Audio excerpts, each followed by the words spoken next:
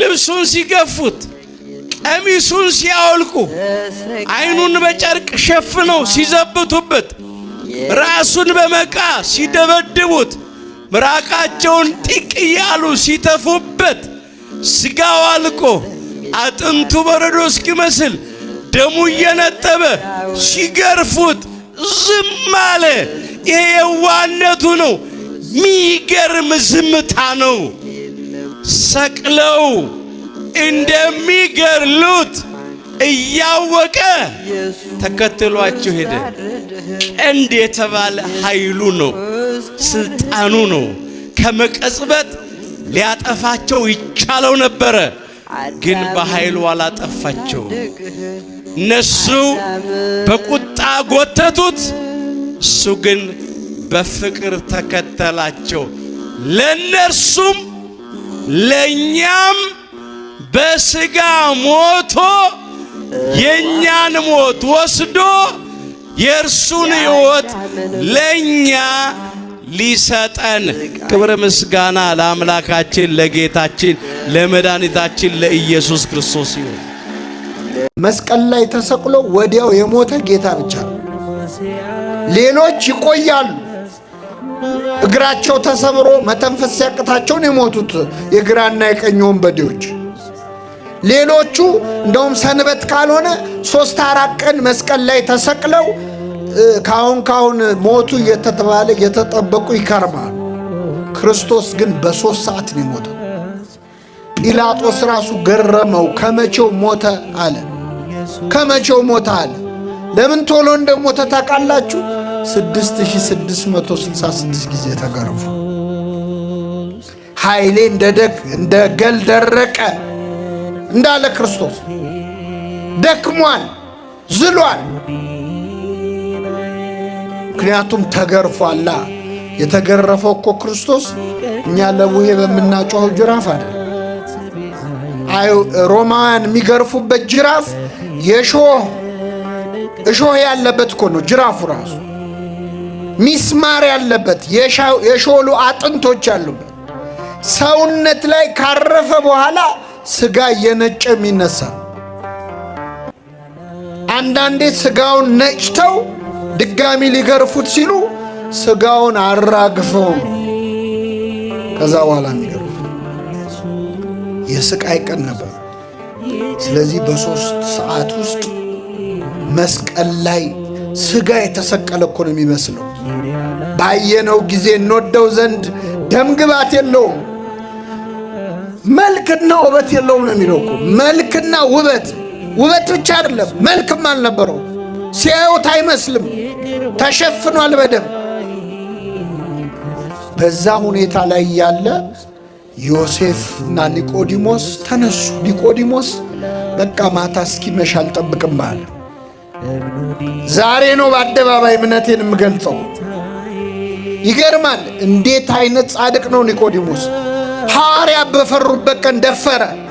ስልጣኔ ገደል ይግባል፣ ሀብቴ ለዚህ ቀን ካልሆነ ለምን ይሆናል? ወጣ በአደባባይ። ልብ አርጉ። ክርስቶስ አይቶ ሊታዘበው የማይችልበት ቀን እኮ ነው ያቀናል። ክርስቶስ ሞቷል እኮ አይደል? እንደው ሲያየኝ ያዝንብኛል እንኳን ሊል አይችልም። ሞቷል። በሞተ ሰዓት ሐዋርያ ሆኖ ተነሳ ኒቆዲሞስ። ከዮሴፍ ጋር ተነስተው ወደ ጲላጦስ ሄዱ ይላል። የኢየሱስን ሥጋ ለመኑት። እስኪ በሉ የኢየሱስን ሥጋ ለመኑት። ከመስቀል አወረዱት። እንዴት ያለ ክብር ነው ክርስቲያኖች! በጣም ከባድ እኮ። የክርስቶስን ሥጋውን ከመስቀል ምን አሉት? አወረዱት። ሐዋርያት የሉም እኮ። እንቅበረው አላሉ፣ እንገንዘው አላሉ። ኒቆዲሞስ ግን ሊገንዘው ተነሳ። ውድ ሽቱ አመጣ። ውድ ሽቱ ቅመም አምጥቶ ገንዘቡን አፈሰሰ። በቃ ከሱ አይበልጥብኝም አለ። ስልጣኔም ገደል ይግባ፣ ገንዘቤም ምንም አይሰራም፣ ለክርስቶስ ያልሆነ ምን ይሆናል? ገነዙት። ክርስቶስ ሞትከኑ መንሥኤሆሙ ለሙታን ሙታንን የምታስነሳ ሆይ ሞትክን። ደከምከኑ መጽንዔሆሙ ለድኩማን ደካሞችን የምታጸና ሆይ ደከምክን እያሉ እያለቀሱ ገነዙት።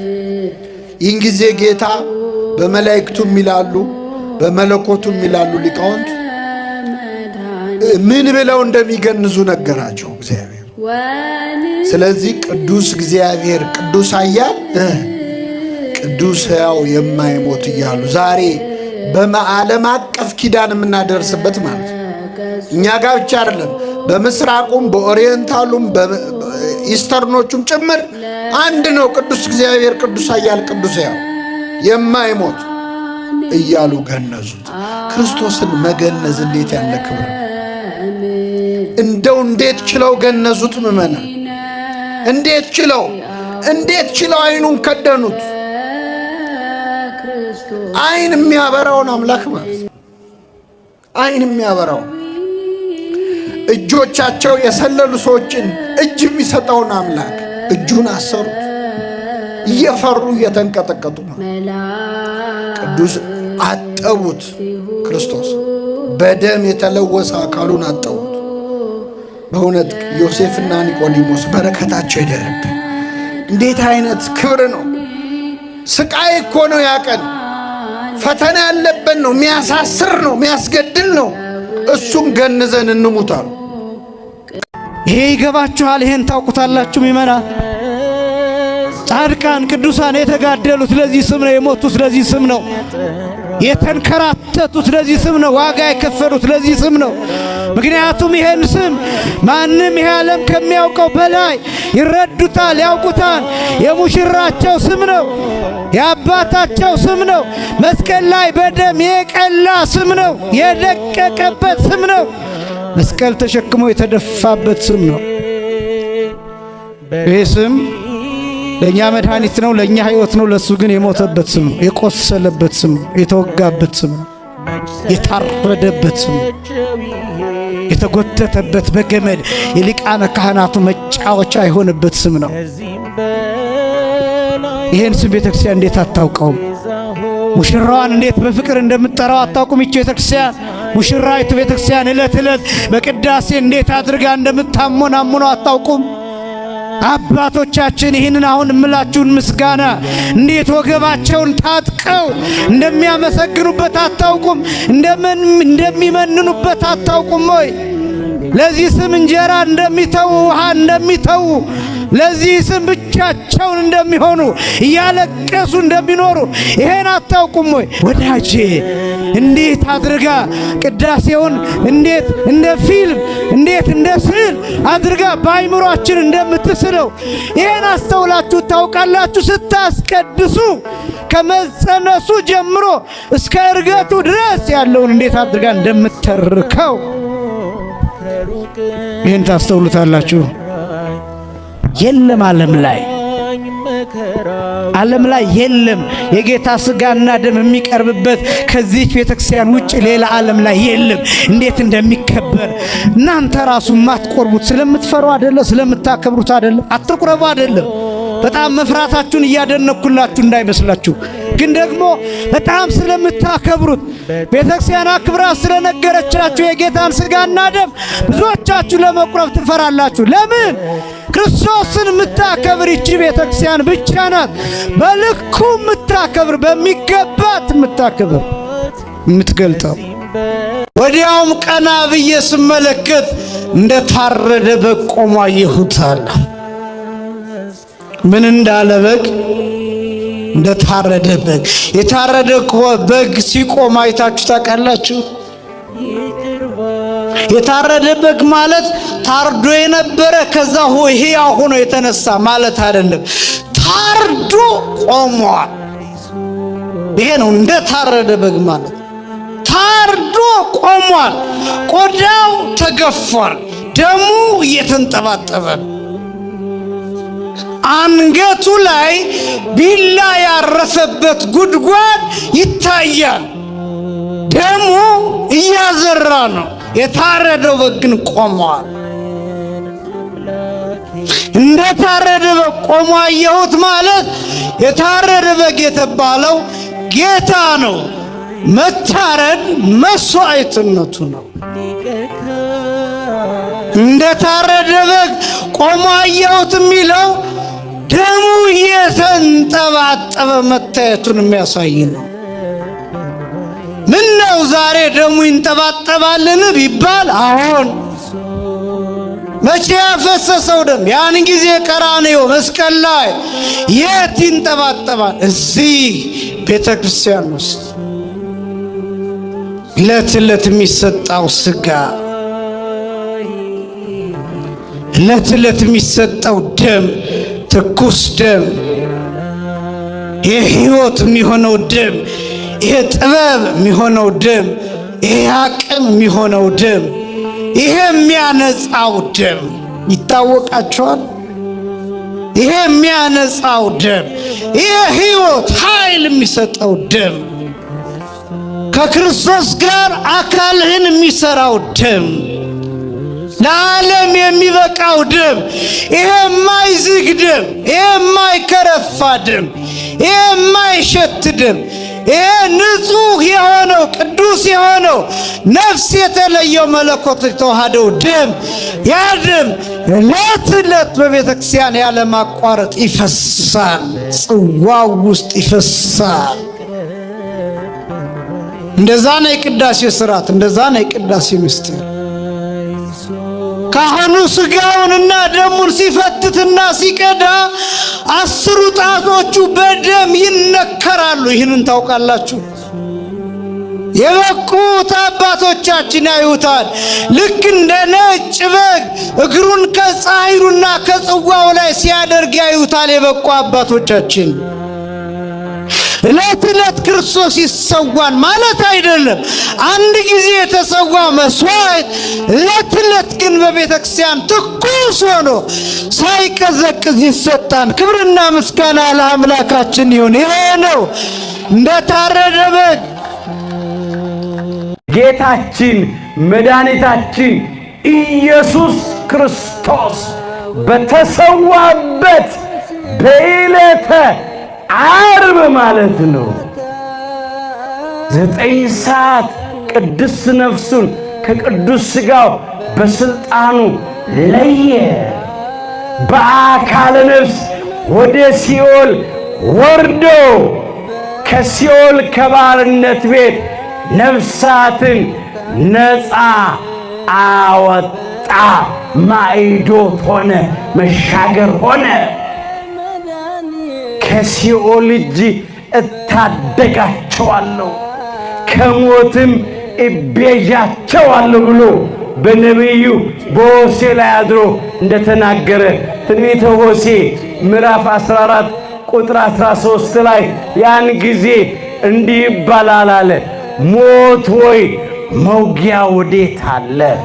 ሲኦል ሆይ ድል መንሳት ወዴት አለ እንደተባለ እስራኤልን ከፈርዖንና ከሰራዊቱ እጅ ነፃ እንዳወጣ አዳምና እኛ ልጆቹን ከዲያብሎስና ከሰራዊቱ እጅ ነፃ አወጣን። ክርስቶስ ሙሽራ ሆኖ በመስቀል ላይ በተሰቀለበት ሰዓት አንድ ቃል እንዲህ ብሎ ተናግሯል። ተጠማሁ የሚል ቃል ተናግሯል። ተጠማሁ የሚል ቃል የዮሐንስ ወንጌል ምዕራፍ 19 ቁጥር 28 ላይ የሚገኝ ቃል። ተጠማሁ የሚለው ቃል በቁሙ ለጊዜው ቅድም እንደገለጥኩት ብዙ ደም ስለፈሰሰው እውነት ነው። ውሃ ጠምቶታል ከመከራው ጽናት የተነሳ ለጊዜው እሱ ነው። ፍጻሜው ግን ተጠማሁ ያለው ቤተክርስቲያኒቱን ነው፣ ሙሽራዋን ነው። መጠማት ማለት መናፈቅ ማለት ነው። መጠማት ማለት መፈለግ ማለት ነው። መጠማት ማለት መውደድ፣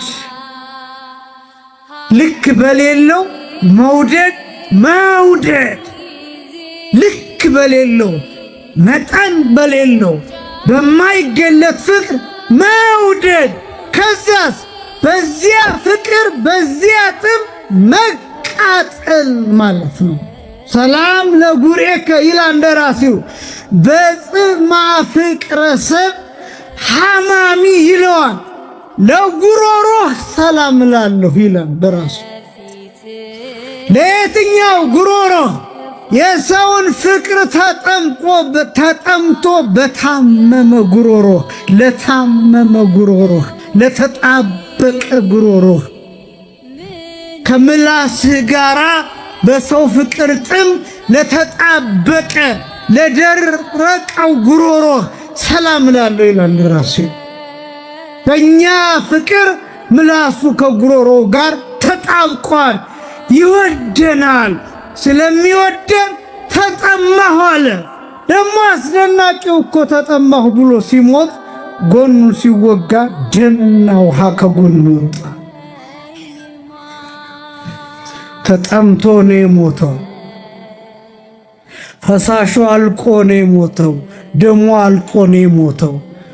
ጎኑ ሲወጋ ግን ደምና ውሃ ወጣ። እሱ ተጠምቶ ሞተ። እሱ ተጠምቶ ሞተ። ለኛ ግን ጎኑን የምንጠጣበት ጉድጓድ የውሃ የዘላለም ሕይወት ውሃ ምንጭ አድርጎ ሰጠ። ሙሽራችን ከእርሱ ደም ይፈልቃል፣ ከእርሱ ውሃ ይፈልቃል፣ ከእርሱ የዘላለም ሕይወት ይፈልቃል፣ ከእርሱ ብርሃን ይፈልቃል፣ ከእርሱ ልዩ መዓዛ ልዩ ጠረን ይፈልቃል፣ ቤዛነት ይፈልቃል፣ ፍቅር ይፈልቃል።